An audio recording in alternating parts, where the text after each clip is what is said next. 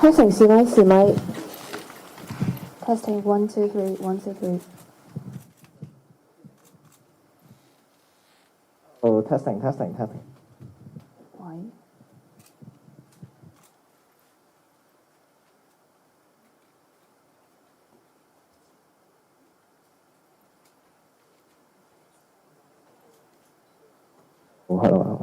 Hello。麻煩，因為記者朋友咧，可能要幫手影埋手語姐姐嗰個部分，因為今日佢哋直播嗰個冇出現到，即係冇出席到，係咁可能幫手影埋佢哋手語嗰部分。咁一陣去到左邊發言嗰陣時，佢就會行去左邊度做手語傳譯嘅，咁就唔使咁樣淨係 pan 死呢邊咯。係，麻煩各位記者朋友。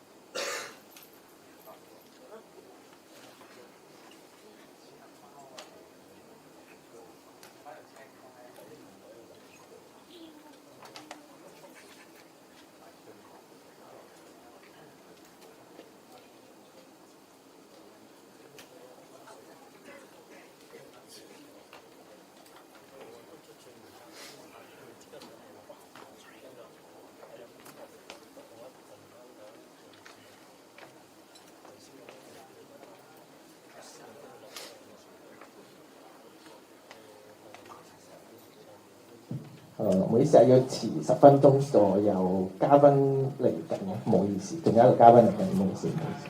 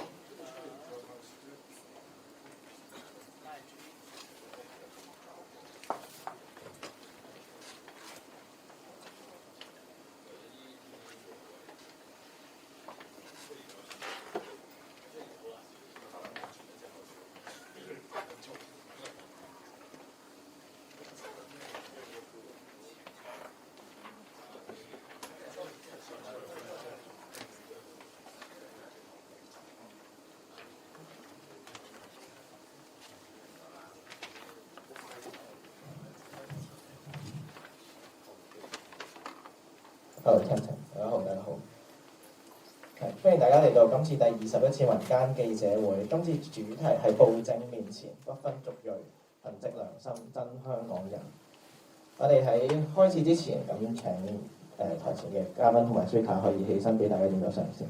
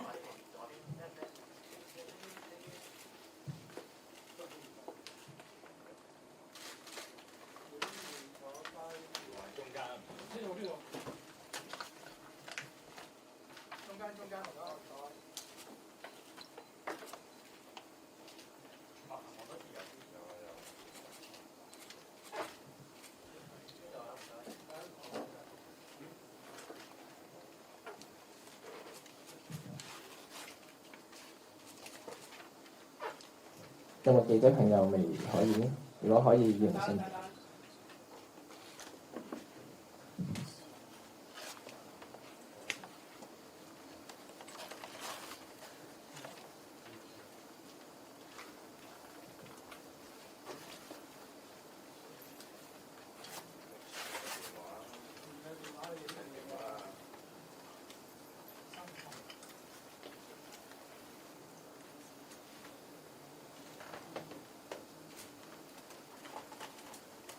係，如果可以咁就請佢哋坐翻低，而家可以開始記者會。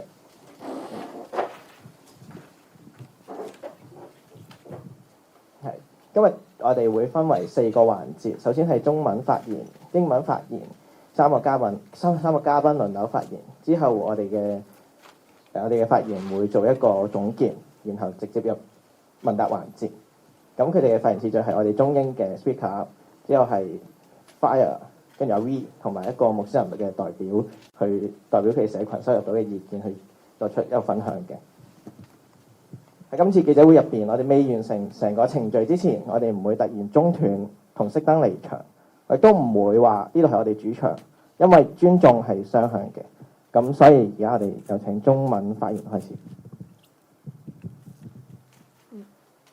由7/21元朗出現南亞刀手襲擊途人，香港人開始感到恐懼，到2個星期之前，有岑子傑被南亞人士以鐵錘襲擊，清真寺被水炮車射藍色化學胡椒水等等嘅事件，透過少數族裔領袖同各界嘅努力，我哋甚至係舉辦感謝重慶日，香港人成功將分化危機轉化為一個 reconnect 嘅機會。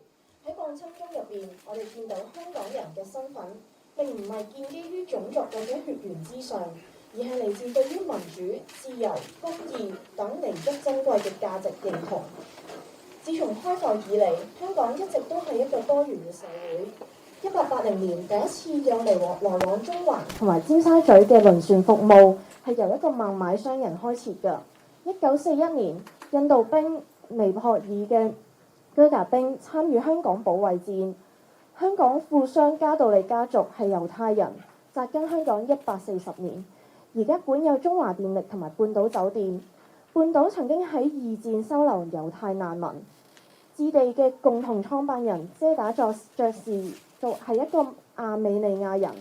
香港大學由巴基斯坦商人摩地巨資捐贈而興建，摩地道亦都因此得名。香港種種嘅多元歷史喺呢個華人為多數嘅社會入面絕少被提起，少數族裔嘅貢獻經常被忽視。南亞裔之稱經常被濫用，見報通常只係因為罪惡發生。南亞嘅稱呼基於華人嘅歧視，貪方便冠以中式皮膚種族嘅統稱。我哋卻鮮有深究所謂南亞國家嘅文化背景。少數族裔包括白人，我哋普遍都唔會稱呼白人為少數族裔，可見社會上對少數族裔係有不平等嘅偏見。今日連同30萬嘅外傭，香港總共有58萬少數族裔。喺華裔社會中，多年嚟少數族裔被忽視，政策上絕少成為焦點。佢哋在學率偏低，中文支援又殘缺不齊。雖然中文作為第2語言嘅學習架構措施係有嘅，但係教育局一直都冇制定一個整全嘅政策，包括冇提供我哋學中文都有嘅階段學習目標、正式教材等等。喺嚴重嘅語言障礙環境下，少數族裔在職貧窮率高，情況嚴峻。扶貧政策介入後，情況依然繼續惡化。政府亦對於少數族裔嘅社區完全零認知，缺乏語言友善嘅敏感度。著名小泰國九龍城要重建啦，官方區議會嘅文件竟然完全冇泰文，令到佢哋後知後覺。擁有近乎我哋嘅中文水平，係擺脱困擾生活各方面嘅第一步。要幫助佢哋消除語言障礙，先會有更多嘅向上流動、更資訊平等嘅機會。政府如果真係當佢哋係一個重要嘅人力資源，覺得佢哋潛力絕對不容忽視嘅話，請先做好中文第二語言政策。少數族裔曾經嘗試喺制度入面尋找出路，例如簡浩明 Philip Tan 曾經喺2012年參選立法會議員，但係因為冇特區護照而被拒絕提名。呢件事係先於近年政治 DQ 事件嘅發生，而當時係冇得到社會嘅關注。佢之所以冇特區護照，皆因入境處唔俾佢入籍。處方嘅理由竟然係冇近親係中國人。特區政府持有者父母必須有一人擁有華人身份，即使佢願意放棄巴基斯坦國籍身份亦都好，即使佢3代紮根香港，即使佢嘅祖先曾經參與香港保衛戰，即使佢想為香港去付出，我哋嘅制度竟然僅僅因為佢並唔係華人，就將佢發聲嘅渠道拒諸門外，帶頭種族歧視。現任區議員司馬文可以喺放棄荷蘭國籍之後申請特區護照，報名參選區議員，點解巴裔唔可以呢？簡浩明曾經問過：我家族喺香港100年，點解我唔可以拎特區護照啊？香港政府係咪應該反省一下呢？何謂真香港人？我哋必須要自省，破除老舊過時嘅殖民地偏見，破除自身嘅種族偏見，只因為香港人嘅身份係價值認同，而唔係種族血緣。以下將會交由幾位嘉賓講出自己嘅心底話。Beginning with the 21st of July assault when South Asian assailants attacked pedestrians in Yuen Long with knives, and Hong Kongers were afraid, to incidents in the last 2 weeks, firstly with Jimmy Sham being hammered on the head by a different group of South Asian attackers, to just recently, a mosque being doused by blue pepper dye from a water cannon truck. Hong Kongers have managed to turn a crisis of division into an opportunity of We Connect, hereby showing the world that we Hong Kongers are not divided by race or ethnicity. We witnessed during this struggle that the identity of being a Hong Konger is not based on race or bloodline, but by our affirmation with precious values like democracy, freedom, and justice. Hong Kong has always been a pluralistic society since the very beginning. In 1980, the first ferry service connecting Central and Tsim Sha Tsui was started by a businessman from Mumbai. In 1941, Indian soldiers and Gurkha from Nepal joined the defense of Hong Kong. The business tycoons from the Kaduri family are Jews who have stayed in Hong Kong for 140 years and currently own China Light and Power and the Peninsula Hotel, which once housed Jewish refugees in the Second World War. The co-founder of Hong Kong Land, Sir Paul Chater, is of Armenian descent. The University of Hong Kong was founded with a significant donation from Pakistani businessman Sir Hamwisji Nauroji Modi, after whom Modi Road was also named. Nonetheless, such rich and multifaceted histories are seldom mentioned in the predominantly Chinese community, and the contributions made by ethnic minorities are often overlooked. Including the 300,000 foreign domestic workers, currently there are in total 580,000 ethnic minorities in Hong Kong. In the ethnically Chinese society, ethnic minorities have been neglected over the years and are almost never the focal point for policies. And the press only cover them when crimes happen. Their school enrollment rate is low, and there is insufficient Chinese language support for them. Notwithstanding the Chinese as a second language learning structure measures, the Education Bureau never formed comprehensive policies, including not providing learning objectives for different stages, which are available for Chinese learners and official teaching materials. Because of the severe language barrier, the rate of the working poor is high among ethnic minorities. The situation is critical, with deterioration continuing in spite of the intervention of poverty relief policies. This government really has no understanding on ethnic minority communities, lacking sensitivity and language friendliness. For example, the famous mini Thailand in Kowloon City faces redevelopment, Yet none of the official district council documents had a Thai version, leaving the community far behind in getting updated. The first step to removing the many obstacles in daily lives is to possess Chinese proficiency, close to ours, so as to aid them in eliminating language barriers for more upward mobility and equal access to information and opportunities. If the government truly sees them as an important source of manpower supply with potential that should not be overlooked, then please do first improve the Chinese as a second language policy. In the face of institutional oppression, ethnic minorities have tried to find a way out within the system. Philip Khan had planned to run for the Legislative Council election in 2012. However, his nomination was rejected due to his not holding an SAR passport. This incident predated the disqualification saga in recent years and did not receive much attention from society back then. The truth behind this, however, was the denial by the Immigration Department regarding his naturalization application, with the stated reason being no close family of Chinese nationality. Even though Khan was ready to give up his Pakistani citizenship, even though Khan's ancestry is weaved among the stories of Hong Kong, even though he is already a third-generation Hong Konger, and that his ancestors were among the martyrs who gave themselves to the Battle of Hong Kong during the Japanese invasion. Our system has chosen to deprive him of his rights to give back his community, merely because of skin color. Ironically, Paul Zimmerman, current district councillor, was gladly given Hong Kong citizenship after giving up his Dutch passport. This double standard is a damning proof of the institutional injustice our fellow brothers and sisters face in Hong Kong. Khan once asked, "My family has been in Hong Kong for a century. Why aren't we considered family by our own home?" This simple but raw question remains unanswered by the Hong Kong government. What is the meaning of being a true Hong Konger? We must first look into ourselves, rid ourselves of obsolete colonial prejudices and our own racial biases. Our identity as Hong Kongers is built on subscribing to the same values, not race or bloodline. Next, may we hand over to our guests to share with us their thoughts.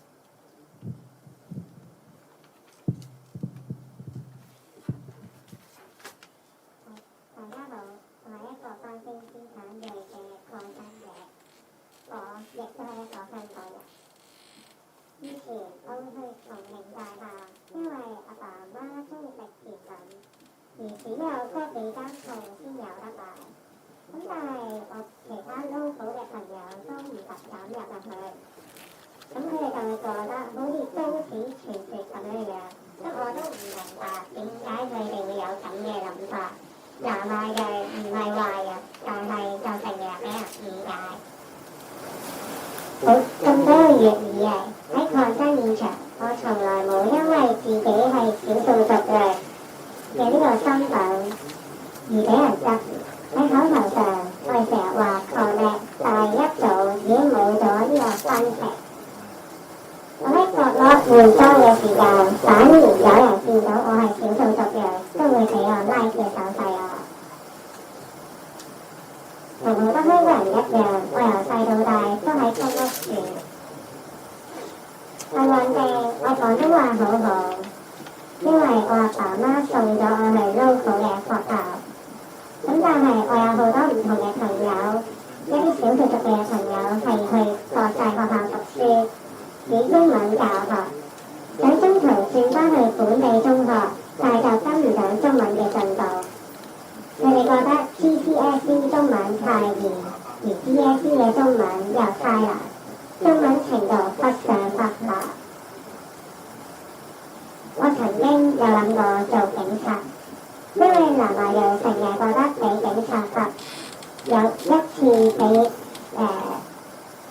一日查幾次身份證，呢啲我嘅朋友都試過。甚至1年前我有位朋友佢剪咗頭髮。但係佢中文唔係好好啦，咁有一次佢就俾警察截查，用英文。咁我嘅朋友就用英文問阿 Sir 可唔可以態度好少少，問點解要查佢，咁但係個警察就冇回應。喺查完身份證之後，又推咗我嘅朋友去場邊，又話要搜身。咁其實個警察係咪發緊泄咧？係咪交緊數咧？因為我嘅朋友講話，佢由頭到尾，佢都唔清楚點解會俾人查，點解要搜身，個警察完全冇解釋過嘅。咁我嘅朋友亦都唔清楚警察有冇呢個權力，所以亦都冇反抗。警察針對少數族裔長期都有呢長期都戴有色眼鏡，一直都存在住。咁所以以前就會諗，如果自己做警察，對頭就一定會調我去南亞裔嘅地方，咁我亦都唔會去歧視佢哋，同比較用比較公平嘅方式去處理呢啲問題，用自己嘅語言同埋會少啲戒備，可以同佢哋有講有笑，一定會處理得好好多。612見證住警暴之後，我放棄咗做警察。而家諗翻起，如果有心，其實警察處理呢啲南亞裔嘅事件，都可以揾翻唔同嘅人去做警察，等佢哋唔一定要用中文，可以用英文或者去用佢哋自己嘅語言去解決呢啲所謂嘅誤會同埋問題。咁我上一代就係巴基斯坦人，咁佢哋就日日都係有睇巴基斯坦嘅新聞，咁佢哋就唔係好覺得自己係香港人，咁佢哋就覺得係嚟香港係嚟生活同埋去賺錢，咁所以對呢方面嘅身份認同就唔係好大，咁所以佢哋就唔會反抗嘅政府，亦都反對我出嚟，因為佢覺得我哋唔係香港人，唔應該出去，應該保護自己。咁但係我自己就覺得自己係香港人，所以我就選擇咗出嚟。721事件之後，我曾經驚俾人話係鬼，亦俾人亦驚其他人會覺得我係其中一個兇手，所以唔敢去前線。但係審知件事件之後，我自己本來都擔心，覺得南亞裔嘅觀感可能又會再降低，但係反而我見到嘅係一班理性嘅香港人。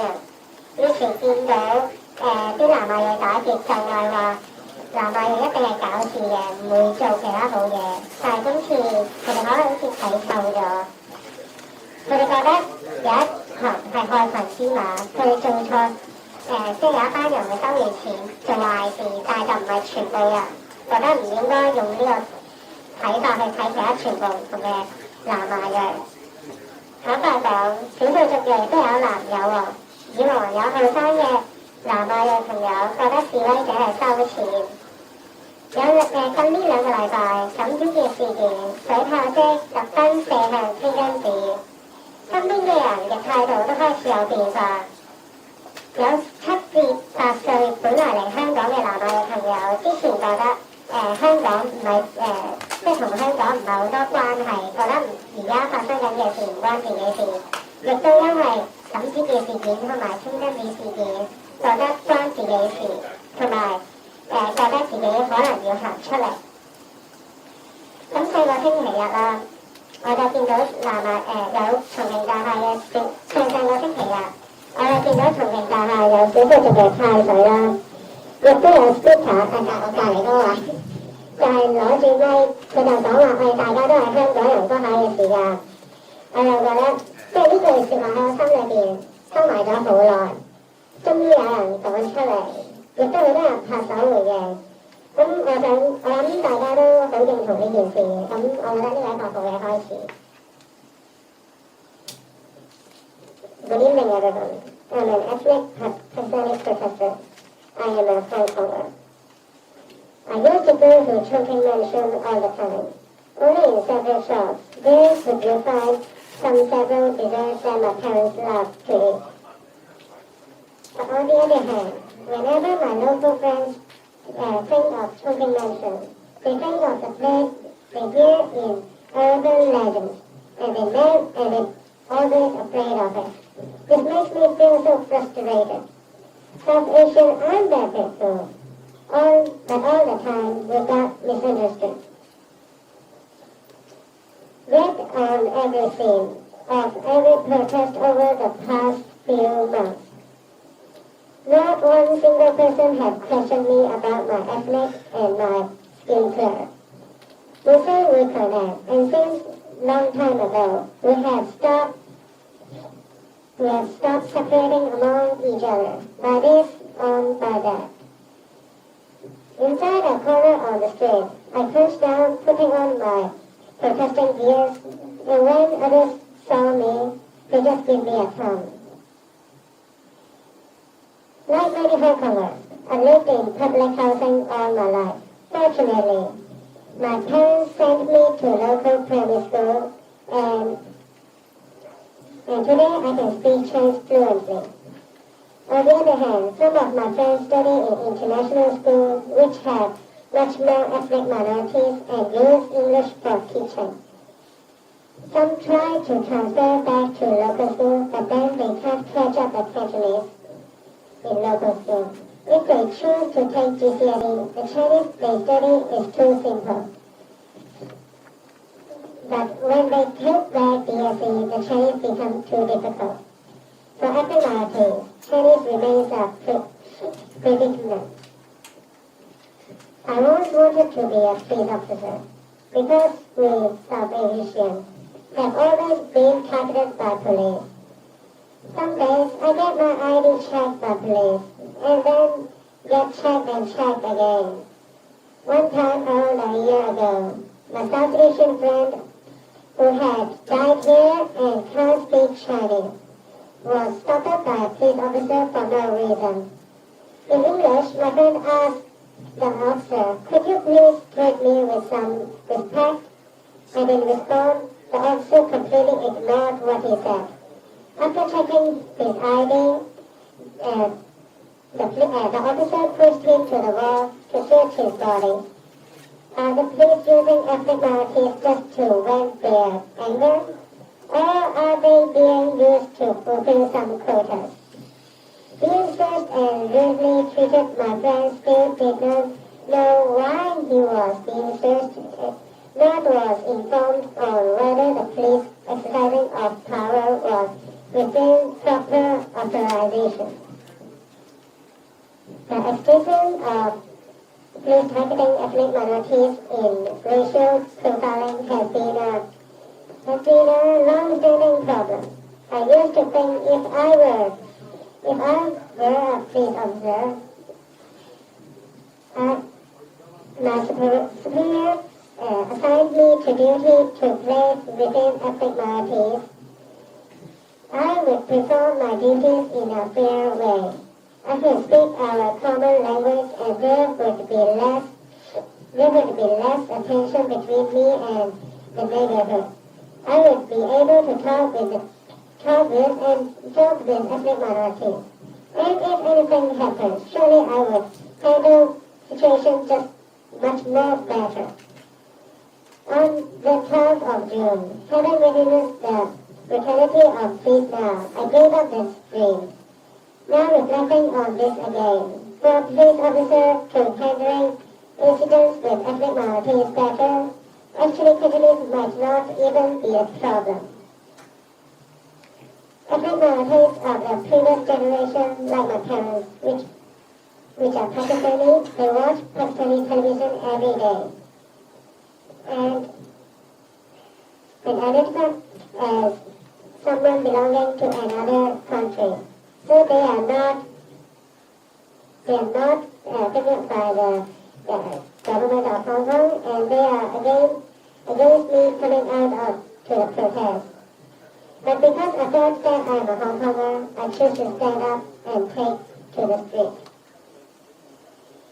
After the 21st of July Yunlong incident, I was reluctant to join frontline during protests because I was worried that others would abuse me being undercover police or that I would be judged as an outsider. I was even much worried after the Jimmy Sham incident. But our reputation as ethnic minorities was further damaged. Yet, as it turned out, this only showed me how rational and reasonable Hong Kongers could be. In the past, people used to say it was always the minority who makes problems. Now, the Hong Kongers see clearly, past our previous projections. We understand that when someone accepts cash in return for causing terror, he is just one black sheep in the black flock. To be honest, the ethnic minority community is divided about race views too. Some of us even believe that the absurd notion that the protesters are being paid to take to the street. Yet after the Jimmy Sham attack incident and the water cannon misfire incident, the attitude in our community is finally changing. Some of my friends who have been in Hong Kong since they were 7 or 8 used to think that Hong Kong politics is none of their concern and their business. They only saw how the children these days was making more trouble for their daily lives. Now, even they are starting to open their eyes to the London incident, starting to feel that they too are part of this government, starting to think whether they choose to stand up and voice out. Last Sunday, I saw ethnic minorities in Chongqing Mansion give out water for free. Someone loudly proclaimed from the microphone, "We are all Hong Kongers, all part of Hong Kong, and truly this is how I have always felt." Finally, someone has said it out loudly. Many people gave their applause, and finally, we all accepting each other as Hong Kongers. What a start for progress. Some South Pakistani, Indian, Philippines, 就我對從香港嚟嘅，從香港嚟嘅。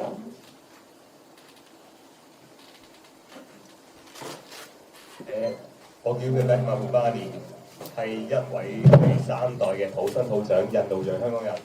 咁作為一位棟篤笑表演者咧，我去世界唔同地方表演都好咧，都要求佢哋介紹我嘅時候，都要話嚟自香港嘅表演者。呢個城市係我個家嚟嘅，佢係建立咗我嘅思想方式啦，我嘅生活節奏啦，同埋個人嘅身份。佢只係一樣嘢可以改變唔到或者影響唔到咧，就係我嘅種族啦。咁我父母都係印度人，佢哋2位都唔可以講流利嘅廣東話，亦發現咧佢哋唔識講廣東話咧，有遇上好多限制。即係佢哋可以喺香港生存，但係唔可以盡情發揮，所以佢決定要我家姐同埋我讀啲本地學校學好啲廣東話。作為一個少數族裔，我經常都係異類嘅。例如我同我啲華裔嘅朋友出街行，如果前面有位警察，我記得以前好多時佢要停低查身份證係為咗我一個人嘅。有時我搭小巴，好大機會最尾會坐嗰個位就係我隔離嗰個空位嘅。另外我同啲朋友玩電子遊戲 game 嘅時候咧，如果我唔揀印度人嗰個角色，都可能會俾人笑話我唔愛個國家咁樣。咁當我16、17歲嘅時候咧，我有幾年我真係好討厭我嘅身份，因為我覺得呢個身份係永遠都係有負面嘅負擔，同時咧我都唔可以融入。咁但係過咗好多年嘅自我反思，同埋有其他香港人嘅正面鼓勵，我就開始懂得點樣感恩我嘅不同。再加埋我咁中意棟篤笑，反而呢個獨特嘅身份咧，作為有個笑話嘅主題。咁當我第一次接觸棟篤笑咧，我主要講嘅主題都係講關於少數族裔嘅笑話，即係例如話我啲體毛可以夾住啲蚊啊咁樣嘅。咁另外咧就開始變化，就可以講多啲好荒謬嘅嘢，即係例如好多人都會以為我日日食咖喱咁樣。咁我都要澄清話，每一個人可以365日3餐都食咖喱係冇可能嘅呢件事。但係慢慢變咗，我開始成熟咗，啲主題都係講關於香港嘅日常生活。例如我哋香港人好多人搭小巴都係唔想叫前面有落嗰個人嘅，都想人哋幫佢嗌嘅呢啲嘢。咁我嘅棟篤笑咧反映咗我點樣成長，再加埋我嘅觀眾點樣睇我。佢哋已經唔會再覺得我識講廣東話好神奇，反而佢就想聽呢個人嘅故事嘅啫。咁我亦都咧好多時會去啲學校嘅講座啊，同啲非政府組織啊同埋慈善機構去合作咧，就去鼓勵多啲年輕人去擁抱自己，同埋擁有全球嘅思維嘅。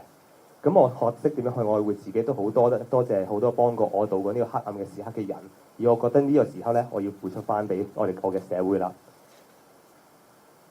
咁當我知道阿陳子傑咧被襲嘅時候咧，我個心係真係沉咗嘅，即係我好擔心，覺得點解我哋呢個家會咁危險？我再更加擔心就係希望佢冇事，同埋有人照顧，同埋佢冇生命嘅危險。咁當我聽到有啲傳聞話襲擊者咧係南亞裔人士咧，我第一個反應係就係講有冇搞錯？因為我知我聽到呢件事，我好傷心，因為個原因係我知會引發好多種族之間嘅緊張。我知道有好多好心嘅人，日日都好盡力建立緊種族關係。咁我只需要一件負面嘅事情咧，就可以抵消晒做足呢20個正面嘅事嘅。咁我同幾位朋友都好關注啲傳聞啊，同埋留意到有人話重慶大廈同埋清真寺咧有被攻擊嘅可能性。我哋就開始討論有啲咩辦法可以減輕呢份緊張。咁有人提起話，不如咁樣，我哋禮拜日企喺重慶大廈個門口嗰度，俾大家見到我哋企喺度，因為我哋好相信香港人係和平嘅人嚟嘅。再加埋我哋冇嘢需要怕。另外一位朋友就話，不如我哋行多步，直情派水俾啲行過嘅人士。咁我哋呢個行為行出一步，影響其他人，人哋又行出一步咧，就最終咧，我哋可以聯繫到唔係淨係種族，而更加係人性本身嘅。咁呢個派水呢個咁簡單嘅行動咧，就當日係有好和平同埋窩心嘅結果，同埋令大家唔單止歡笑，互相握手，甚至擁抱㗎。咁最後咧，其實之後有人就決定話禮拜五就舉辦一個叫重慶大廈感謝日。就我哋見到重慶大廈咁多年嚟咧，最繁忙嘅一晚就係嗰一晚啦。咁我哋再行出一步，嗰晚就自己自發就做咗啲導賞團去講解下關於重慶大廈嘅歷史啊，啱啱過去星期日嘅印度新年等等嘅嘢。基本上咧，我哋香港人 reconnected。而家咧，我都知有好大嘅壓力嘅時候嚟嘅。咁我都理解有好多人可能會考慮緊將來可能要移民啦。我自己就冇計劃要離開香港，呢個係我屋企，一直都係。我身邊嘅朋友咧，一直都冇諗住離開。同時咧，我哋會同其他香港人團結，就好似上個禮拜日一樣。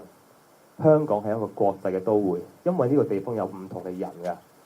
香港，我係一個香港人，因為我相信呢個身份咧，唔係由種族，唔係由宗教，唔係由膚色去定義㗎，係由一個精神同埋一套價值觀嚟定義嘅。咁所以我同時都覺得咧，身為一個少數族裔，幫我嘅圈子更加了解呢場運動係我嘅職責。我會幫佢哋解釋發生咩事啊，或者翻譯俾啲唔識中文嘅朋友。有時候咧，我亦都會帶啲朋友去出去遊覽啊，去睇下香港唔同地方，俾佢用自己對眼、自己親身去接觸啲嘢。正如佢哋都講過啦，就係兄弟爬山各自努力。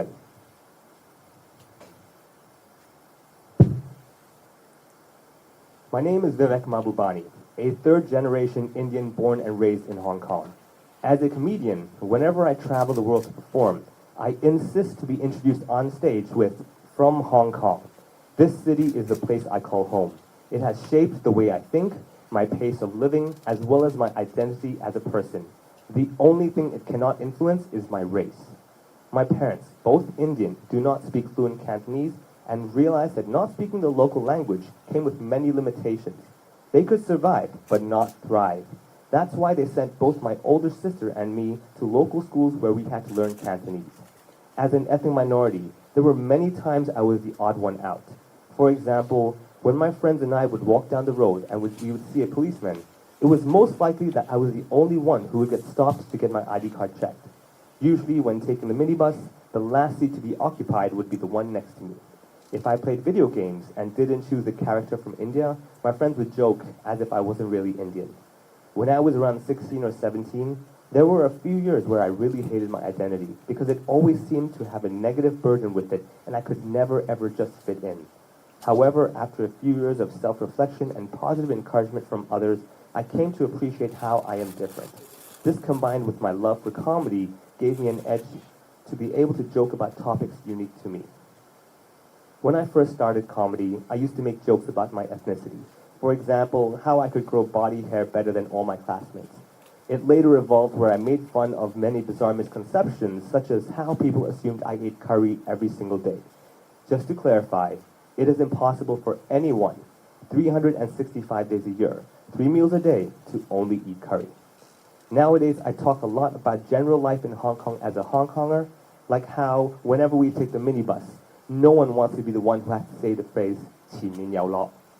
My evolution in my comedy also reflects how I have grown as a person and how my audience sees me.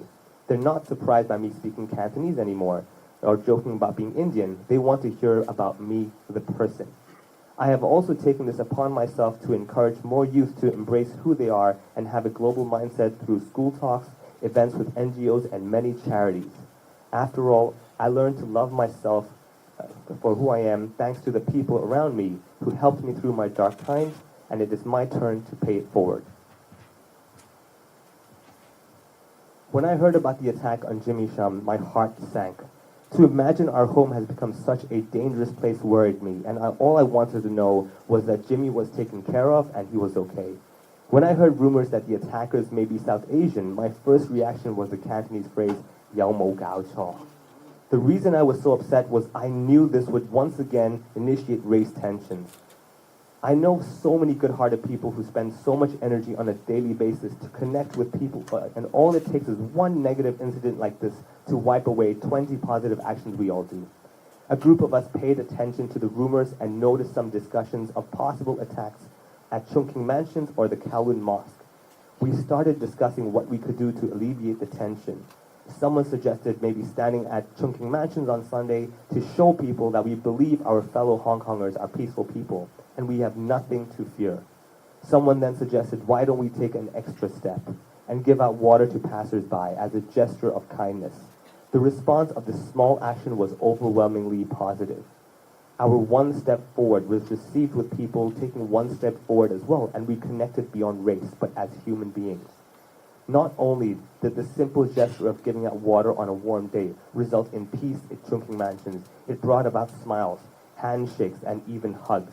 In return, people decided to make last Friday a Thank You Chungking Mansions Day, which saw Chungking Mansions being the busiest it has been in many, many, many years. We organized tours and talked about the Indian New Year Diwali, which happened yesterday. Basically, as fellow Hong Kongers, we connected. At stressful times like now, it is understandable that some people may be thinking about migration in the near future. I myself have no plans on leaving Hong Kong. This is my home, and I want to keep it that way. No one around me is thinking of leaving, and we want to stand in solidarity with all other Hong Kongers, just like we did last Sunday. Hong Kong is an international city because it is made up of so many different people. Having lived here my whole life, I consider myself a Hong Konger because I believe this title isn't defined by race, religion, or skin color. It is defined by a spirit and a set of values we live by. That is why I also feel, as an ethnic minority, it's my duty to help my community better understand the movement. I help explain and translate things for those who cannot read Chinese. I sometimes take overseas visitors around Hong Kong to let them see what's going on with their own eyes. After all, as they say, 兄弟爬山各自努力. Hi，咁呢三位中文最唔叻咧係我啦。今日有呢個牌，香港人對我嚟講係好重要嘅嘢咯。因為我比較大年紀啲嘅人，即係住咗香港成世都係一個字。我覺得我成世都係 fight 緊呢個字，即係希望大家可以了解下同埋明白，即係我哋呢啲人都係香港人。咁我有少少嘅 speech here，but it's not in Chinese, it's in English. What I'm here to talk about is the idea of what is a Hong Konger in the eyes of Hong Kong people. I've lived in Hong Kong my whole life. I've taught myself to speak Cantonese, and I've always considered myself a Hong Konger. But because I'm not Chinese, I always get treated like an outsider. But I've never lived anywhere else. If I visit Pakistan, people consider me a foreigner there because I cannot speak Urdu very well. 咁即係我哋呢啲咁嘅情況咧，我哋唔知咩地方呢個地球咩地方係屬於我哋自己嘅地方咯。即係我哋喺香港長大，但係香港人都唔當我哋係本地人。咁我哋翻巴基斯坦嘅時候，我又唔識講自己話。咁佢哋話你都係外人啦，咁我咪咁我係屬於邊度啊？即係呢個矛盾一細個到而家都係好麻煩㗎。I taught myself Chinese because I wanted to connect with local people and communicate and learn about each other's backgrounds and cultures. Actually, the idea of Hong Konger is very complicated because of our complex history. South Asians have been in Hong Kong for over 200 years, so we are a part of Hong Kong culture. We are a part of the fabric that makes up the city. Why is Hong Kong so great? Because we exist here. I wish more people, politicians, and the government treated us like we were an integral part of Hong Kong. The politicians in Hong Kong, the political parties in Hong Kong only come out to talk to us during their nomination period. Other than that, you'll never see them. Even if they have a political party that wants to involve us, they can't even spell the words ethnic right on their signs on the streets. So it shows you their lack of sincerity.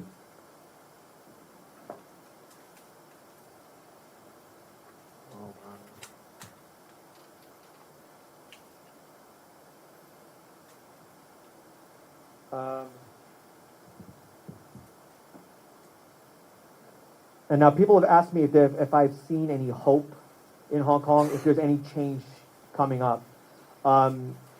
This summer, one of my favorite words is 時代革命. For me, this is a very meaningful sentence because it is time now this summer for Hong Kong to change, to rethink what we value the most.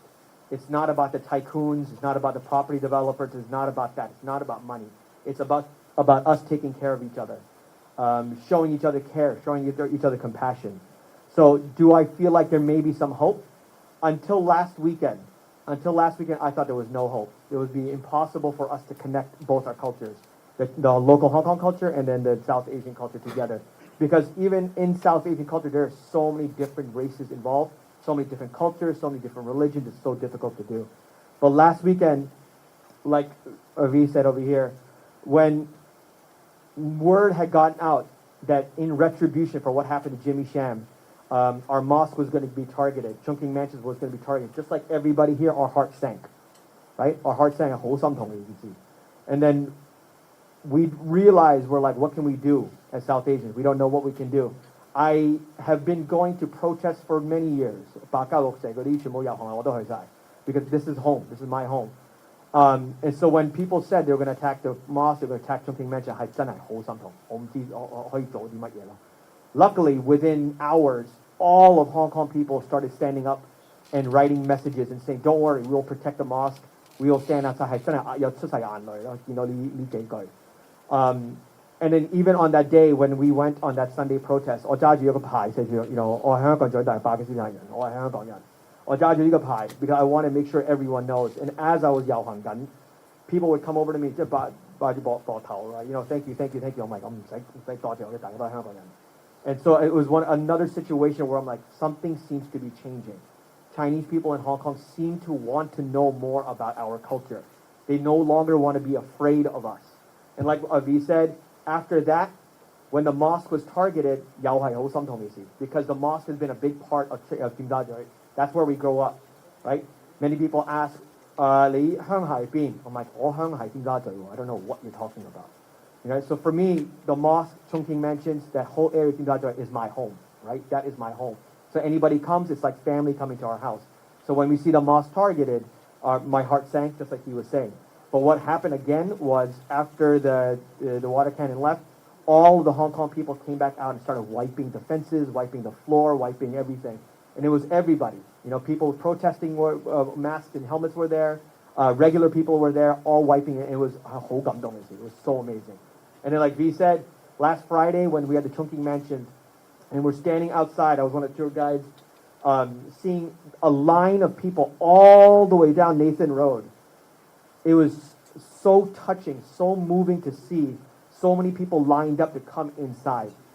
咁我帶啲人入嚟係好多唔同年紀嘅人啦，即係有後生仔同埋有啲比較大年紀啲人。And 即係佢哋發問嘅嘢咧好得意啦，即係佢話你係咪成日食咖喱啊？即係好似咁樣。你係咪成日食咖喱啊？唔係成日食咖喱，但係我都係想成日食咖喱。即係如果可以食咖喱，日日食咖喱好好。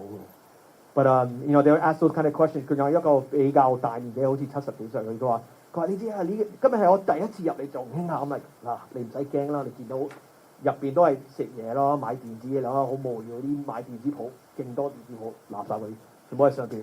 即係其實你唔使驚，我哋大家入邊都係好和平，即係好 friendly， 好多人都識講廣東話，即係人哋佢都話咁咁我想嗌啲點啲嘢食，我點樣掂我咪你知住咯。佢話你咁啲名係咩？我都唔知係咩喎啲名。你知住你中意橙色嗰個，你話 orange one two 就得啦，搞掂。So in terms of hope for the future, like Avi said, after this past week, I'm finally seeing something very beautiful happening in Hong Kong. And 呢個時代革命 it really is about ideas and thoughts and a really strong revolution in your way of thinking of what is Hong Kong. 我哋大家香港人 doesn't matter, like he already said, 唔關種族嘅事㗎啦。香港係一種精神 and that's what we want. We want the spirit of Hong Kong to continue. Peace.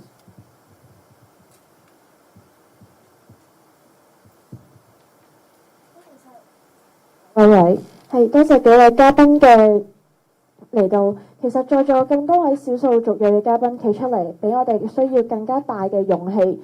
正正因為係少數啦，少數族裔人數不多，難以隱藏身份，非常之咁易認。佢哋所承受嘅白色恐怖係更加嚴重㗎。我哋有3位原定答應咗出席嘅嘉賓，喺家人嘅強烈反對之下，佢哋唔能夠出席。由幾個被捕嘅少數族裔個案中，佢哋知道萬一走上前線被捕，社群唔會為佢哋發聲。同時，亦都因為中文能力有限，佢哋係會更加難去接收資訊，對自己嘅權利認識較少。呢啲都令到佢哋更加驚，一旦發聲，僅有嘅社會資源會被政府剝奪。幾個未能夠出席嘅嘉賓，有啲嚟自社福界，有啲係巴基斯坦裔，亦都有啲係尼泊爾人。以下我將會代讀佢哋想講嘅嘢。有3位巴裔嘅嘉賓想講關於清真寺受到水炮車嘅攻擊。據講，巴基斯坦社群睇咗錄影片段之後，完全唔相信係意外。巴基斯坦國教係伊斯蘭教。遠至家鄉信徒都清楚共產黨對新疆穆斯林做嘅惡行，而香港嘅水炮車藍染清真寺事件，唔單止令到佢哋義憤填膺，亦都同樣擔心香港嘅巴基斯坦信徒會遭受到新疆嘅對待，而年輕嘅一代唔會原諒政府同埋警察。不過回教領袖冇考慮到佢哋嘅意見，就喺閉門會議入邊接受咗政府嘅道歉。多年嚟，警方將同香港人標籤少數族裔為搞事分子，揾工已經相當之難，年輕一代更加係有身份危機。即使佢哋係香港人，多年嚟亦都不獲香港嘅華裔社群接納。香港教育制度當中，學習中文尤其困難，亦都構成華裔社群溝通嘅困難，最終文化上唔能夠融匯。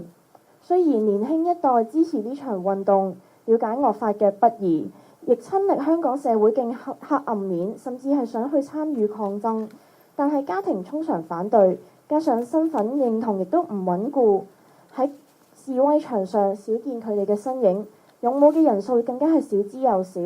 見證警暴亦令到佢哋相信少數族裔會係被針對，成為受攻擊或者拘捕嘅目標，因此寧願選擇用其他嘅方式參與，翻譯文宣做烏都語或者其他族裔嘅語言，或者係派水。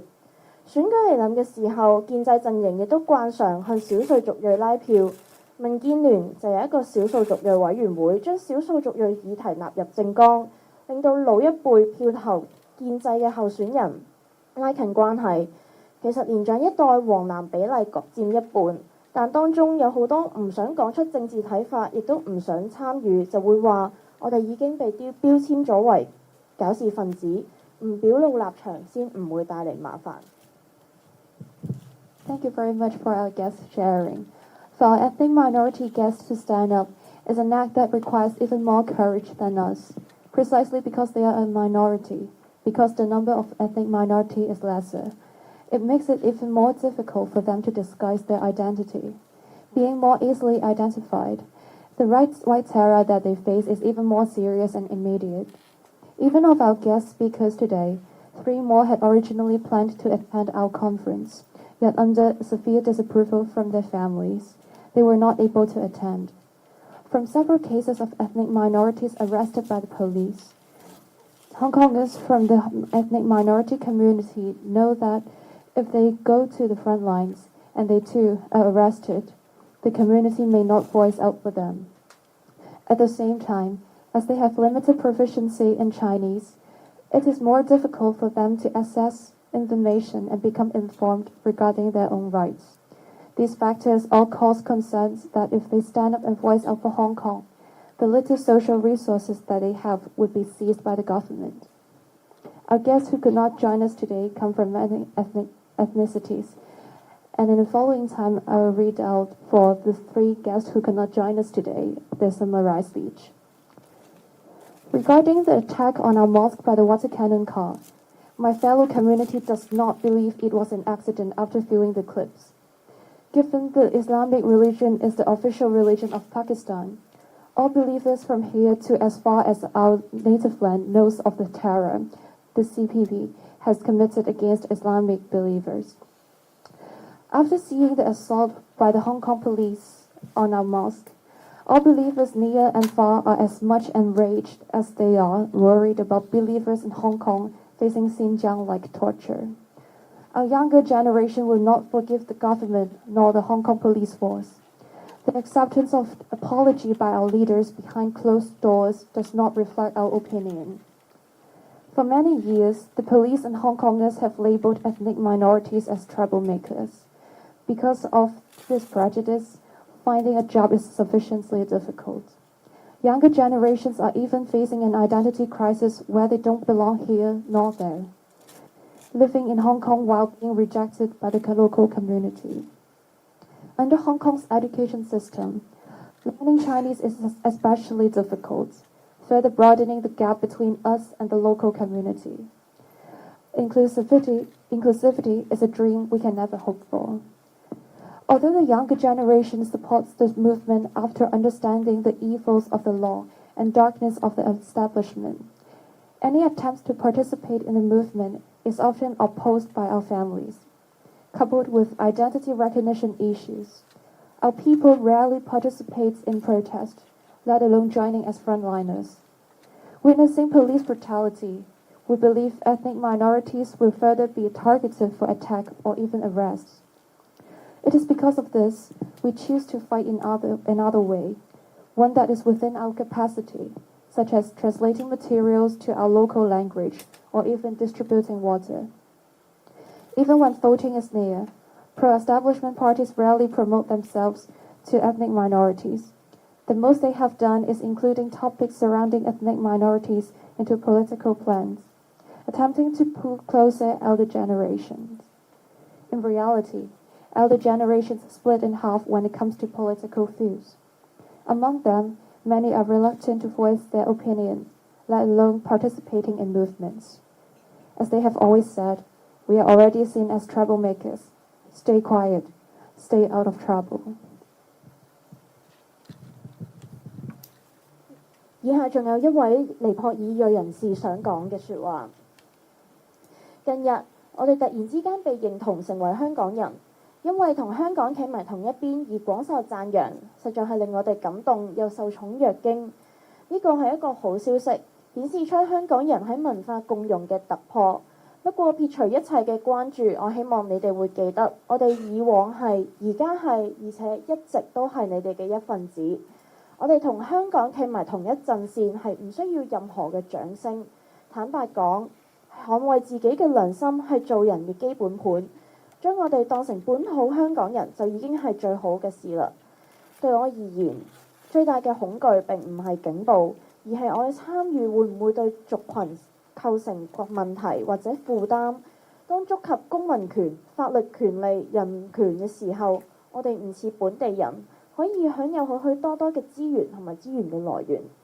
少數族裔往往都係最無知、最不被知會嘅一群。以我為例啦，我以前根本唔知道傘運同埋魚蛋革命嘅發生過。遑論法律權利，我有好多朋友根本唔知道被捕之後可以去星火同盟或者係612人道基金救援。但係對於本地人而言，呢啲根本就係常識。因此，每一次我哋衝動行事，都要俾本地人三思。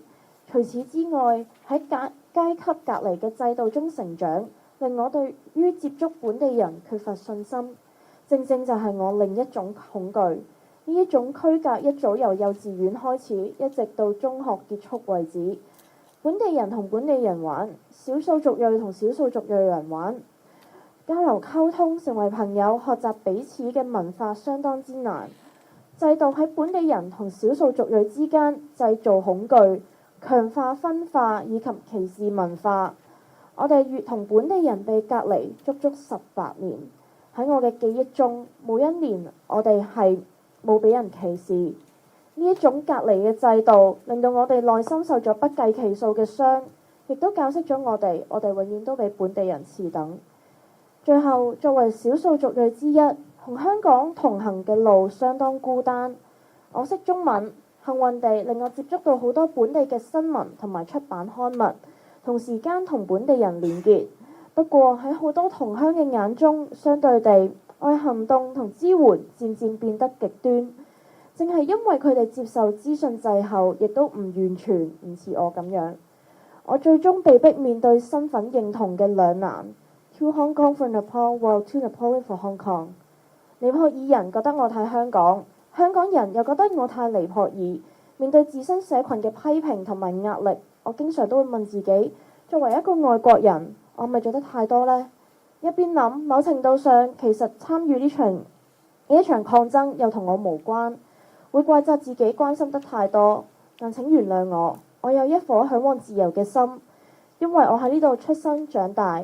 親愛嘅香港人，我願意，亦都已經決定會企喺雞蛋嘅一方，與香港同行，繼續喺呢一趟前往自由同埋公義嘅旅途裏面，即使核彈都唔會割。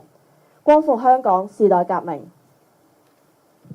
The following time, I will read out the speech prepared by another Nepalese student who could not join us today at the conference.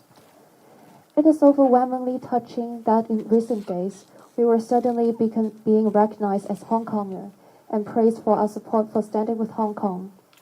It is a good news, which showed Hong Konger had a significant breakthrough cultural competence. However, I hope you will always remember that, regardless of anything, we were, are, and will always be one of yours. We do not need applause for standing with Hong Kong, because honestly, safeguarding our conscience is a basic thing to do as a human being. Rather than that, giving us equal treatment like other local Hong Konger does will be the best thing. To me, the greatest fear is not the brutality of Hong Kong police. However, whether my contribution will become a problem and burden for my community.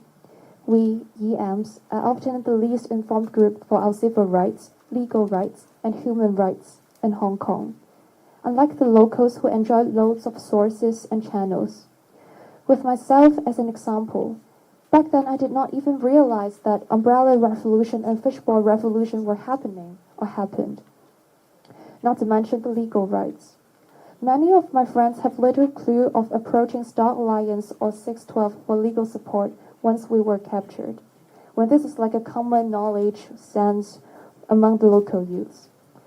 Therefore, every time before our impulsive move in taking an action, we have to think twice more than locals. Apart from it, growing up under a class segregation system made me feel not confident in a large extent in approaching the locals, which is my another fear. With class segregation system, locals stick with locals, EMs stick with EMs. It became hard for both of us to interact, become friends, and learn each other's culture. Not to mention that this system starts from kindergarten to the end of secondary school. Often hatred was created between locals and EMs as a result. Therefore, strengthening the diversion and discrimination culture. With 18 years in total of being separated from the locals, according to my memory, there was not a year that we were not discriminated by the locals. This segregation system left us having so much wounds in our hearts and taught us that we were always inferior to locals. Lastly, as an EM, the path of standing with Hong Kong is rather lonely. Knowing Chinese, luckily, allowed me to access lots of news and publication made by locals, simultaneously connected with Hong Kongers. However, in contrast, my actions and supports gradually seemed extreme in many of my own people's eyes, as they might not grasp the information as fully and quickly as I do. I was eventually forced to face the dilemma of identity conflict. To Hong Kong for Nepal, while to Nepal for Hong Kong. Facing my own community's criticisms and pressures, I often question myself whether I have done a little too much as a foreigner. As to a certain extent, it can be none of my business in blaming myself for caring too much. Please forgive me for having a heart longing for freedom, for I was born here and raised here.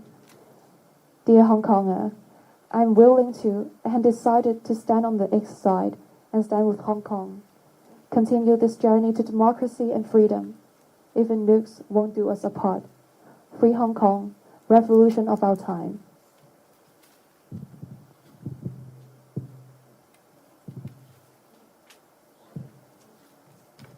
多謝咁多位未能夠出席嘅嘉賓啦。咁其實清真寺事件只係對於香港少數族裔關注嘅開端，希望香港人對佢哋嘅關注唔止一時。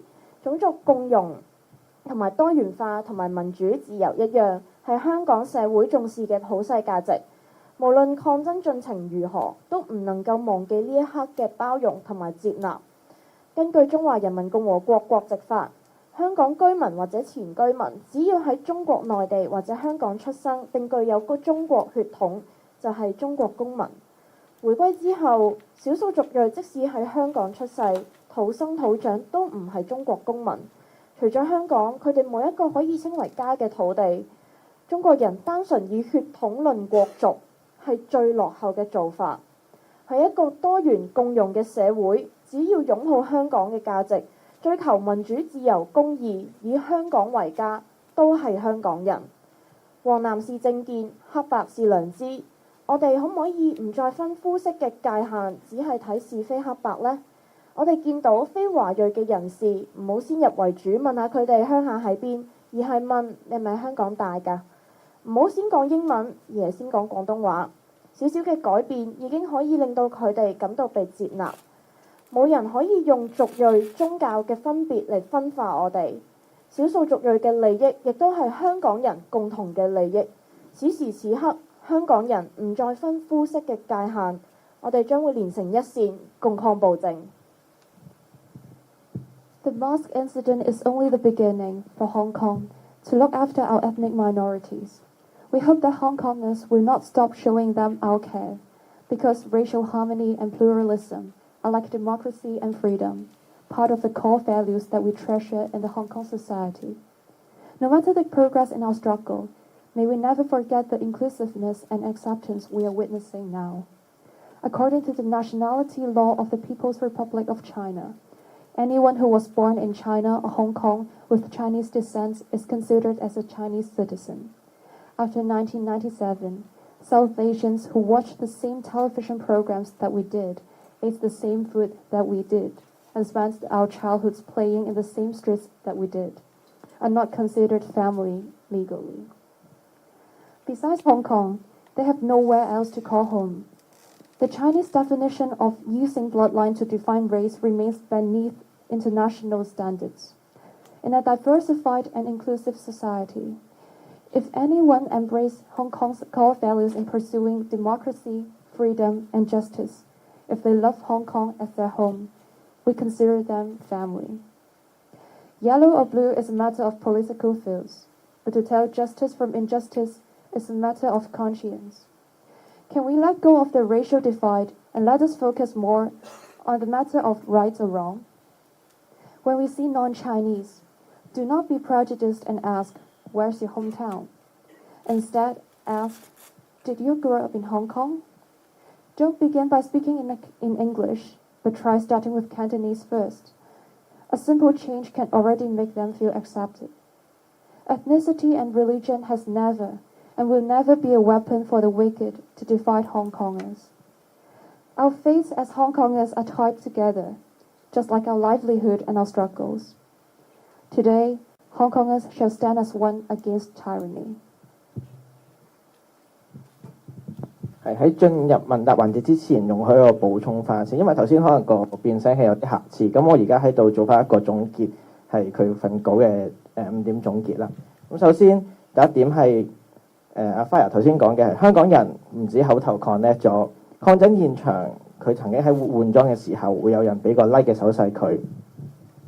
第二點，警察係一直都對南亞裔有歧視，曾經佢有朋友喺被截查嘅時候要求警員態度好啲，反而被警員推埋牆搜身，做一啲比較武力少少嘅一個對待。第三點，612警暴令到 Fire 放棄咗佢想進入警隊呢個以前嘅一個理想。第四點，岑子傑事件令到香港人睇透咗，係有害群之馬喺南亞裔入邊，而唔係成個南亞裔都有問題。第五點，最後一點，喺重慶大廈派水嘅嗰日，最令到 Fire 感動嘅係嗰日嘅 speaker 講咗一句佢擺咗喺心入邊好耐嘅説話，就係我哋都係香港人，都係香港嘅一份子。咁同時間呢份整份 Fire 嘅發言稿，因為頭先有啲出現咗瑕疵，有啲問題啦，咁我哋會放翻上 Facebook page 同埋 Telegram 嘅 channel 嘅。咁記者應該都會喺佢哋記者嘅群組入邊收到一份完整嘅script 嗰份發言稿。咁而家就會進入問答環節。咁我再試一試個變聲器個咪先，唔好意思，等我一等。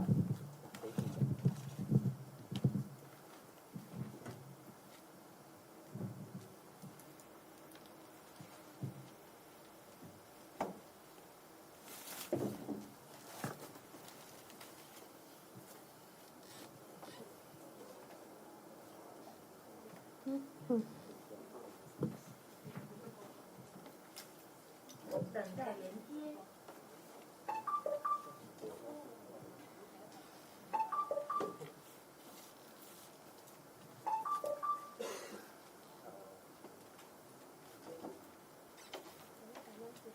外音模式。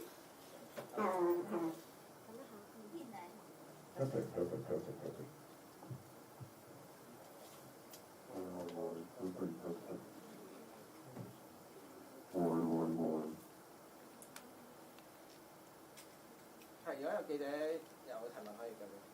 前面先，唔好意思，蘋果嘅兩個問題咧，第一個就係想問有關於高等法院批咗嗰個臨時禁制令，即係禁止非法公佈呢個警員家屬或者警員本身嗰個事件。其實你哋民間記者會個立場係點？會唔會擔心會令到警權再擴大，或者警方嘅濫用暴力嘅情況會加劇？第二個問題咧，就想問下三位嘉賓咧，即係頭先都聽到你哋講話，有啲政黨可能有成立咗一啲所謂少數族裔委員會咁啊，想爭取你哋少數族裔嘅一啲選票啦。咁其實可唔可以都講下，不如你三位覺得即係而家你哋嘅社區入邊，即係對於區議會選舉嗰個取態係點？即係頭先講話可能黃藍一半一半，咁其實而家有冇見到黃多過藍定藍多過黃？咁你哋會唔會都見到你哋嘅社區入邊會有更加多嘅人，即係想就算唔抗爭都好，都會諗辦法，譬如喺區議會選舉嗰度投票，或者以前唔投嘅，今次都想投，有冇見到咁嘅情況？唔該。咁或者答咗第一條問題先啦。咁剛才呢位記者就問對於禁制令限制公眾查閲選民登記冊，民間記者會有咩睇法嘅？咁首先呢一個禁制令固然係剝奪咗公眾嘅知情權啦，咁同埋亦都係嚴重妨礙新聞自由嘅。咁首先就呢個選民登記冊咧，其實佢係一個方便記者去進行佢哋調查工作啦，同埋佢本質上係俾大家去查閲一啲可能例如會唔會有中票嘅事件啊，尤其11月底將會有區議會選舉嘅時候，其實大家都已經發覺有過一屋七勝啊，又或者中票呢啲事件，或者被登記做選民啊等等呢啲嘅情況。咁而家唔俾公眾去查閲咧，其實無疑係妨礙咗公眾知情權嘅。咁亦都另外就係其實香港嘅登記冊好多啦，有婚姻註冊處，有土地登記冊呢啲等等。咁其實跟住落嚟係仲要禁制到幾時咧？咁其實所謂嘅即係呢一個申請呢個禁制令，究竟係咪真係有效能夠保障個警員嘅私隱咧？定係只係無限地繼續擴大警權咧？咁呢樣嘢即係民間記者會嘅立場係咁樣樣嘅。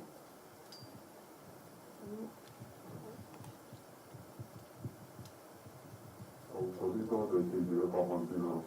咁因為我比較年輕啦，咁我今年絕大部分嘅少數族裔都未夠18歲可以登記做選民，咁或者一啲已經登記咗做選民嘅，咁一啲都係比較長輩或者年長嘅人，咁喺認識裏邊，佢絕大部分都係冇政治取態嘅，係啦，或者淨係得一小真好少部分，會覺得想特登揾啲上崗抗爭嘅人咯，但係就冇話聽到邊個男士，絕大部分都係中立嘅。多謝你嘅問題啦，咁都係一樣。我身邊有啲朋友，佢哋亦都會以前未必會太理會政治嘅事件，咁而家因為呢件事就可能登記做選民，或者以前係登記做選民，但係未必都會去投票添。咁佢哋投邊邊咧就唔知，因為我覺得呢一刻大家都想更加了解個情況，但我肯定係多咗人對香港社會同埋政治方面有關注，未必會好似以前覺得算啦，我嗰一票有啲咩，啲人都唔理我㗎啦咁樣。而家反而覺得唔係喎，我都要有出翻把聲，我未必會去喺前線，未必會去抗爭嗰啲咁嘅嘢，但係我有能力發聲，我已經係第一步啦。所以係的確有多咗人會第一投票，亦都有多咗人登記做選民啦已經。我想加少少啊，即係我覺得尖沙咀呢區係我唔知點解咧，係好支持民建聯。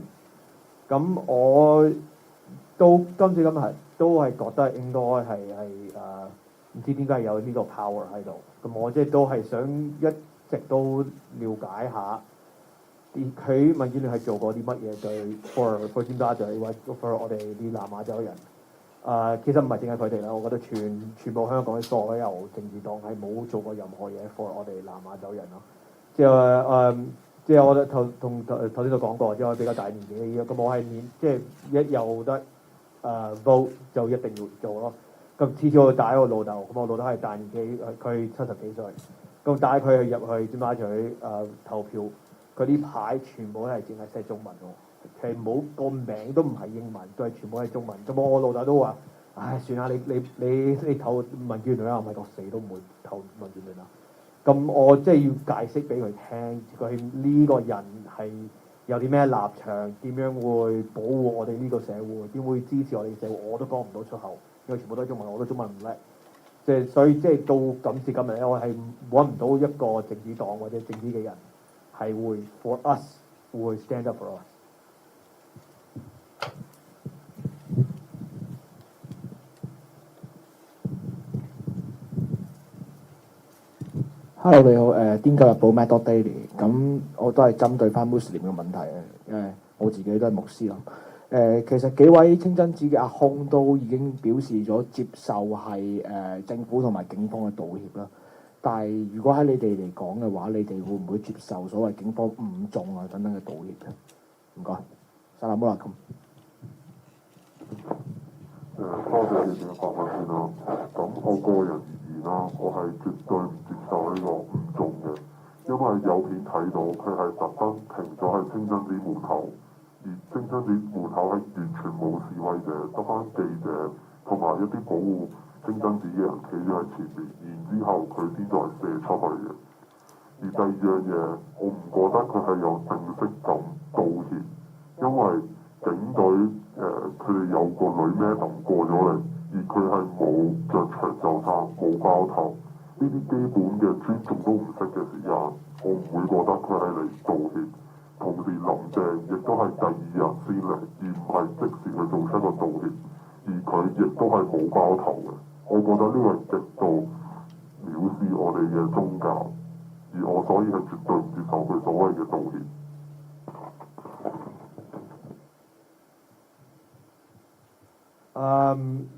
多謝你發問呢個問題啦，即係我覺得呢個係比較複雜啲解釋，因為我覺得我哋個清真寺嘅 leader 就叫 Imam Arshad 係非常好人，佢係好有心 ，He loves Hong Kong， 佢係好尊重我哋呢個社會，所以佢接受佢一定會接受咯，因為佢係咁嘅人，佢係想大家係和平嘅，佢想大家多啲人，多啲香港人參與我哋嘅 mosque。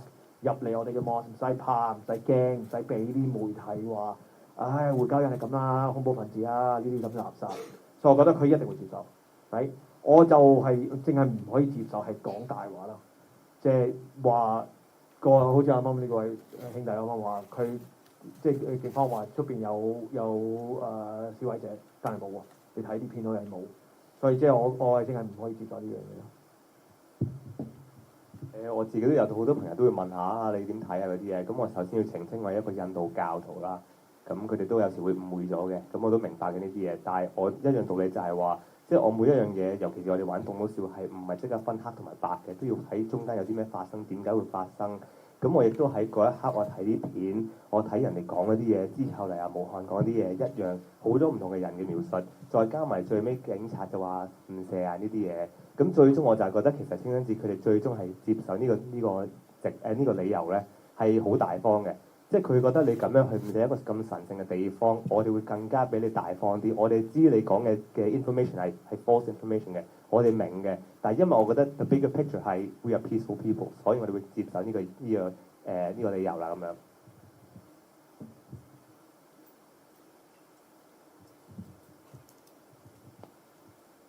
唔好意思，再有少少嘅補充啦，就好似尋晚其實已經係喺 Facebook 廣傳咗一條片，係有記者朋友影到水炮車嘅內部，見到佢入邊根本已經係有一啲 mon 係可以要用鏡頭去瞄準，再加上之前大紀元嘅片影到架車係停低，然之後瞄咗一陣先射嘅，所以誤中呢一個説法根本係荒謬。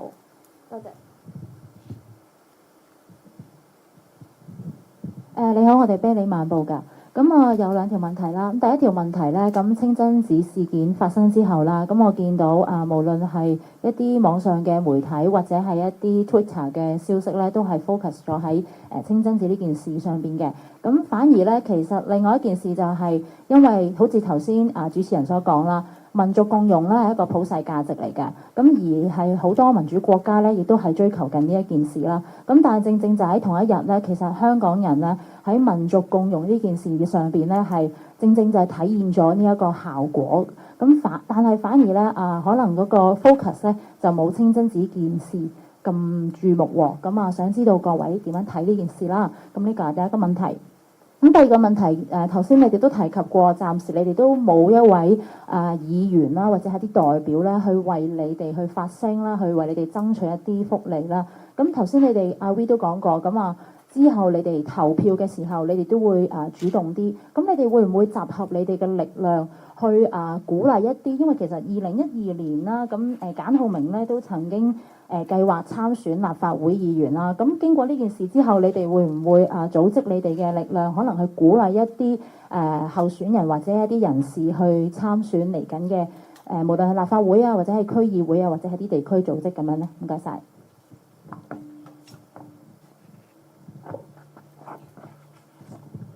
好多謝記者嘅訪問先啦。咁首先講翻第一條，咁你就可能會話即係我哋 connect 呢樣嘢比較睇得少，而摩斯嘅嘢比較睇得大喎，係咪咁樣嘅意思？係啦。係啦，咁我覺得其實相對上可能個 focus 去咗呢個摩斯呢度啦，其實唔代表唔存在住 we connect。同埋呢個唔係一時，而係 keep 住都會發生。咁所以我覺得唔使話淨係一日特別講下 connect 就要特登去講，而係 keep 住每次抗爭都會有啲嘢發生，唔使淨係一日擺喺口，可能日日都可以講，係啦。咁第二條問題就因為呢方面我唔係好深嘅認識啦。咁但係我就覺得其實我哋即係因為我就比較本地啦，同埋會有了解多啲唔同嘅政黨啦。咁我亦都會將我呢啲諗法去傳揚俾其他唔同嘅少數族裔。但係你話會唔會放一個社群出嚟，我就未有咁嘅諗法。其實我頭先我有講咧，就係話其實只需要一件負面嘅事咧，可以抵制20件正面嘅事嘅。你見到個 mosque 係完全一個好例子啦。我哋嗰日派水啊嗰啲，真係見到好多握手、好多擁抱，係好多笑聲，大家係開心。嗰一刻好明顯，大家唔係再諗緊話有班咁嘅人派緊水喎，係覺得哇好開心呢件事重現，但係有啲咁嘅人企喺度係好似 connect 緊咁樣。我哋可能企嗰個成幾個鐘頭派水，大家笑住口，只需要一單清真寺嘅問題出現咧，就已經忘記晒嗰啲嘢，所以係好可惜嘅呢件事。我哋少數族裔都係面對呢個問題，面對咗好多㗎啦。即係我哋只需要一件，好似話Jimmy 俾人襲擊之後，就完全唔使理廿場好事就唔使理㗎啦呢啲嘢。咁我覺得好可惜啦。但係我成日都話，其實個 focus 喺嗰度都好，件事有發生過，即係個正面嘅事係發生過。如果你同啲人傾偈，佢哋係感動過嘅。即係我好相信我哋派水啊嗰啲嘢咧，係會令人哋有個好深刻嘅印象，而佢就算咩都好，都會記得嗰一刻。佢哋以後唔會再見到重慶大廈，覺得會行快步啦，走一走，唔會咁樣嘅。咁嗰個 positive impact 就永遠都喺度㗎啦。咁你講起嚟議員會唔會為我哋發聲嗰啲嘅咧？其實你見到我哋好簡單，企喺重慶大廈出邊派水咁簡單嘅事，你有冇一位議員會諗到呢啲嘢咧？佢會唔會真係擺心機去諗其實點樣去 connect 咧？係咪再需要有啲咩嘉年華啊？係咪再需要大家體驗下試下咖喱啊，食下啲咖喱角啊，跳下每一場舞就大家會即刻唔歧視咧咁樣？我以前好多時都會覺得你心入邊歧視，你唔會見到一個印度人跳舞就覺得我唔可以歧視佢啦咁樣，即係一樣道理嘅啫。所以我覺得其實真心你俾個心去做咧，其實好簡單一件事可以已經解決咗。而我覺得我永遠都會鼓勵好多人要明白香港唔好再係一個種族嘅分開。就算你係我都係印度人嚟嘅，你唔代表一個好人嚟嘅，一樣道理嘅啫。所以我都會鼓勵就係大家互相了解，其實啲人想要乜嘢係憑你聽我哋講嘢先。你了解我哋嘅群族嘅要求，就唔好成日覺得哎呀好叻嘅印度人啊，咁我不如請佢食咖喱咁樣，即係唔好再用啲咁樣嘅好簡單表面嘅解決問題。你再開多一個瑜伽班係冇意思㗎咁樣。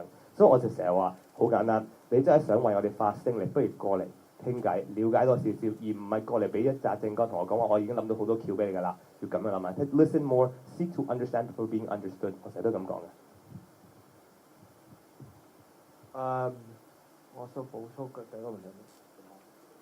OK，即係for me 我唔覺個 Twitter 係淨係 focus 個 mosque 嗰度喎，即係個 mosque 係大件事，因為佢係真係俾人哋 attack，所以佢一定係咁樣咯。因為係 mosque 對我哋 Muslim 嘅人講，伊斯蘭教個人講係 is the holiest place on earth， 即係所以你係冇得 compare 重慶大廈同 mosque。The mosque is the holiest place。This belongs to God， 所以我哋一定係 focus 嗰邊多啲。但係 for your point， 我都覺得係，即係呢個係香港媒體嘅問題咯。即係一有啲咩事咧，如果係南亞洲，一定要睇出佢哋嘅種族。呢個係好討厭嘅嘢，即係嬲到 every time 見到我都唔想睇你即係唔知咩報紙寫啊，我都即係掉咯，唔想睇。但係英文報紙又唔會講喎，即係你要睇本地報紙、本地報導嘅方式同埋英文即係國際呢啲方式係點解唔同？本地嗰啲係好似係特登想搞事，就好似特登想搞啲嘢出嚟，即係香港啲華人同啲少數民族係永遠都有啲矛盾喺度咯，即係唔應該咁啊嘛，你唔應該提出點解有咩關係 ？There's criminals in every race, right? There's criminals in every religion. It's just the way it is. 你唔使再講 ，right? We're saying 我哋大家都係香港人，我哋見到 Jimmy Chan 阿 Vito 話，即係一見到。媒體即刻話Jimmy Chan 係幾人南亞洲人民？唉，邊個南亞洲人啊？係孟加拉㗎、印度啊、尼泊爾啊、巴基斯坦，你邊個啊？低能，即係會覺得好痛苦即係呢件事。跟住你第二件事議員發聲係真係邊個講得好，係冇一個人可以咁樣做。我即係從來都未見過一個議員係真係企重慶大廈或者入去我哋嘅廟，跟住同大家傾下偈、食下飯啊呢啲咁嘅嘢。即係你一定要付出少少嘢，先會了解到我哋嘅文化同埋我哋傳統。唔好意思，可能我個問題講得唔係太清楚。我嘅意思係你哋會唔會去鼓勵一啲你哋少數族裔或者係南亞族裔嘅朋友去參選？唔好意思，可能我表達得唔係太好。唔會咯，唔會啊！我即係我住咗香港好多年啦，就我老豆係更加耐啦。即係佢一直都係冇理過香港政治嘅，因為我覺得佢都係一直都覺得香港政治都唔理我哋咯。我哋可以自己即係最好係做翻自己，你冇搞事。即係佢係咁嘅睇法，所以佢都唔會鼓勵身邊嘅朋友參選。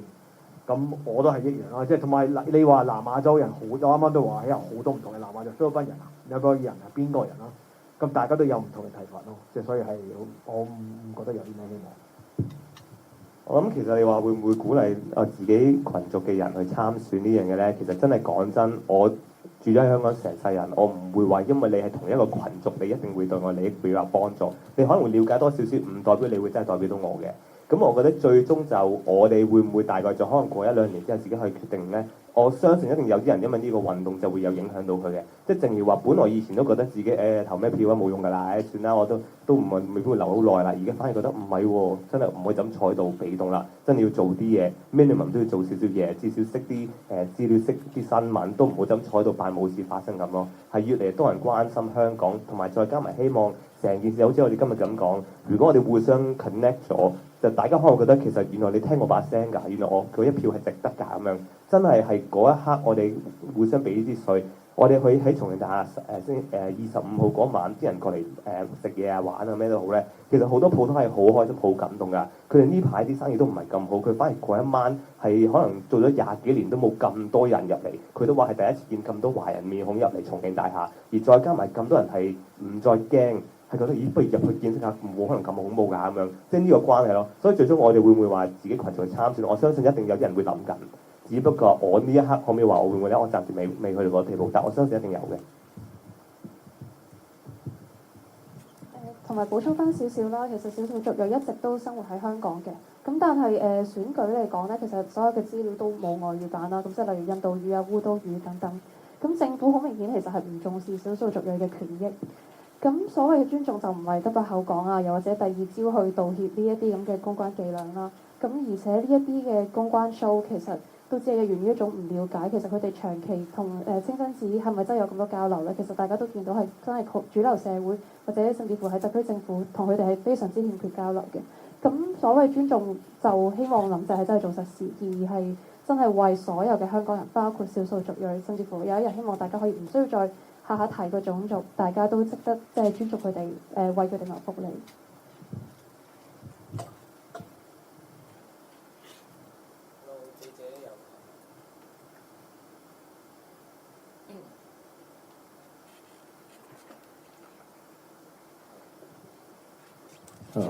係係咪冇記者有提問啊？